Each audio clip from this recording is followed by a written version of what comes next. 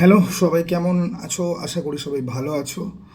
তো গতকাল ছিল আন্তর্জাতিক পুরুষ দিবস, এবং আমি ভাবছিলাম যে আজকের 2024-এর পুরুষ মানুষরা বিভিন্ন রকম এজ গ্যাপেরই, যেরকমই হোক না কেন, বিভিন্ন রকম এজের, 18 হোক বা 24 হোক বা 30 হোক বা 34 হোক, একটা জিনিসের না মিসিং আছে। আর সেই মিসিং জিনিসটা কি? যে আদর্শবাদ। ওকে, আমরা ইনফ্লুয়েন্স তো হই। আমরা পুষ্পা দেখে ইনফ্লুয়েন্স হই, অ্যানিমাল দেখে ইনফ্লুয়েন্স হই, আমরা জওয়ান দেখে ইনফ্লুয়েন্স হই, আমরা সুপারম্যান, আয়রন ম্যান, ব্যাটম্যান এদেরকে দেখেও ইনফ্লুয়েন্স হই। আমি পার্সোনালি ব্যাটম্যান দেখে খুব ইনফ্লুয়েন্স হই। কিন্তু এরা হচ্ছে কি ওই আলফা মেল, সিগমা মেল, এই যে সমস্ত টার্মিনোলজিগুলো যেগুলো সোশ্যাল মিডিয়াতে এক্সিস্ট করে, এরা সেখান থেকে বিলং করে। এবং এদের গল্পের মধ্যে একটা ফ্যান্টাসি একটা ব্যাপার রয়েছে, একটা আনরিয়ালিজম একটা ব্যাপার রয়েছে। কিন্তু আমাদের অ্যাকচুয়ালি কাদের থেকে আরও বেশি করে ইন্সপায়ার হওয়া উচিত, এরকম কিছু চরিত্রদের নিয়ে আমি আজকে কথা বলবো, এবং তাদের রেসপেক্টিভ ফিল্ম নিয়ে কথা বলবো। এরকম 10টা চরিত্র আর 10টা ফিল্ম নিয়ে আমি কথা বলবো, যাদেরকে আলফামেল সিগমামেল ক্যাটাগরিতে তুমি ফেলতে পারবে না। এই সিনেমাগুলোতে হিরো 100 জনের সাথে মারামারি করে না, নায়িকার সাথে রোম্যান্স করে না, কিন্তু যেটা করে সেটা ভীষণ সুন্দর।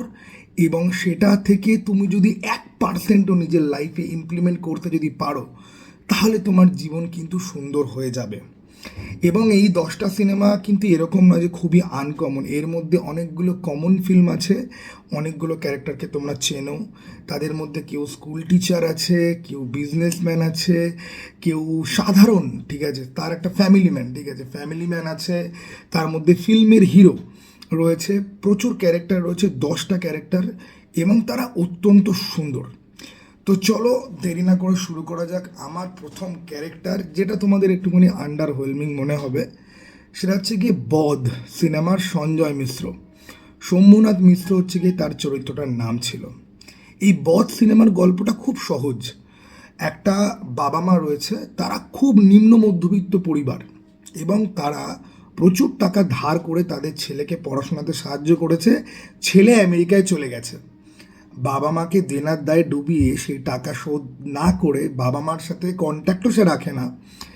আর সঞ্জয় মিশ্র যে ক্যারেক্টারটা, শম্ভুনাথ মিশ্র, সে বুঝতে পারে যে তার ছেলে তাদেরকে ইগনোর করে, তার ছেলের কাছে সাহায্য চেয়ে কোনো লাভ নেই। এবারে যেই পাওনাদারের থেকে সে ধারগুলো নিয়েছিল, সেই পাওনাদার তাদেরকে মানসিকভাবে অত্যাচার করছে, তাদের ঘরে ঢুকে পড়ছে, বেশ্যাকে সঙ্গে নিয়ে তাদের ঘরটাকে ওই রুমের মতো করে ইউজ করছে। এইবারে এই সঞ্জয় মিশ্রের যে ক্যারেক্টারটা, তিনি একজন স্কুল টিচার, বর্তমানে তিনি বাড়িতে কিছু বাচ্চাদেরকে পড়ান। তো এই পাওনাদারের নজর পড়বে এই বাচ্চাগুলোর মধ্যে একটা বাচ্চার ওপরে, এবং সে যে দাবিটা করবে সেটা তোমরা সকলেই আশা করি বুঝতে পারছো। তখন এই সঞ্জয় মিশ্র চরিত্রটা তাকে মেরে দেবে। মেরে দিয়ে সে বাঁচবে কি করে? সিনেমাটা খুব এক্সট্রাঅর্ডিনারি না হলে পরেও এই যে শম্ভুনাথ মিশ্রের যে ক্যারেক্টারটা, তোমরা যদি মন দিয়ে এই ক্যারেক্টারটাকে যদি দেখো, তাহলে বুঝতে পারবে এরকম ক্যারেক্টার আমাদের আশেপাশে প্রচুর ছড়িয়ে রয়েছে, যারা খুব সাধারণ। তারা জোর গলায় একটা কথা পর্যন্ত বলে না, তাদের সামনে লাইনে কেউ এসে ঢুকে যদি যায়, তারা প্রতিবাদ পর্যন্ত করে না, তারা একদম শান্ত চুপ থাকে।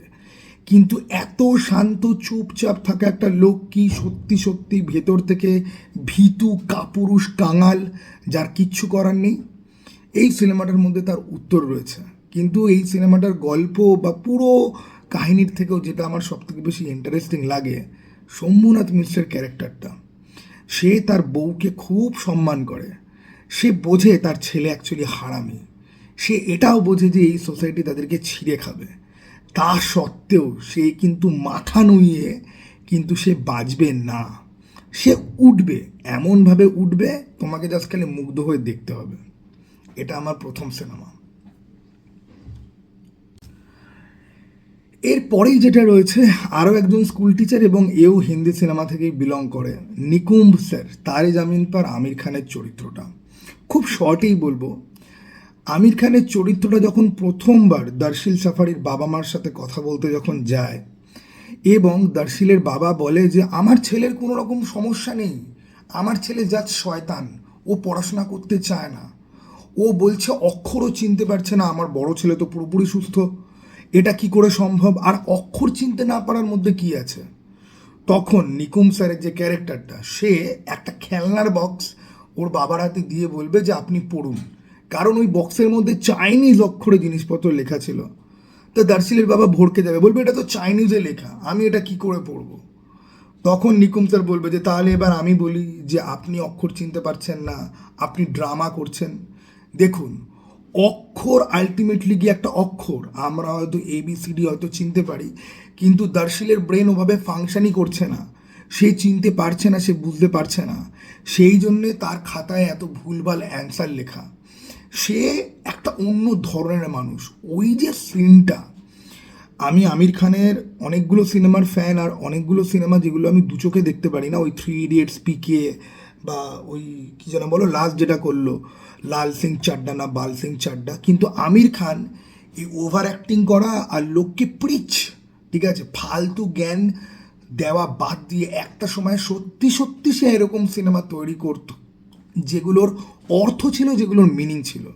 তারে জামিন পার এত সুন্দর একটা সিনেমা, একজন শিক্ষক তার ছাত্রকে বোঝা এবং সেই ছাত্রকে অন্ধকূপ থেকে বার করে নিয়ে আসা, তার স্ট্রং পয়েন্টগুলোকে হাইলাইট করা, তাকে নিজেকে চিনতে শেখানো থেকে শুরু করে তার ট্যালেন্ট, যাকে সমস্ত টিচাররা বুলি করে, সমস্ত টিচাররা শাস্তি দেয়, বার করে দেয়। কাইন্ড অফ এরকম হয় না যে সোসাইটিতে একটা অদ্ভুত প্রকৃতির লোক যদি থাকে, যে বাকিদের থেকে একটু আলাদা, সোসাইটি তাকে বুলি করে, রিজেক্ট করে, এবং বলে দেয় তার বাবা মাকে যে এর দ্বারা কোনো কিছু হওয়া সম্ভব নয়।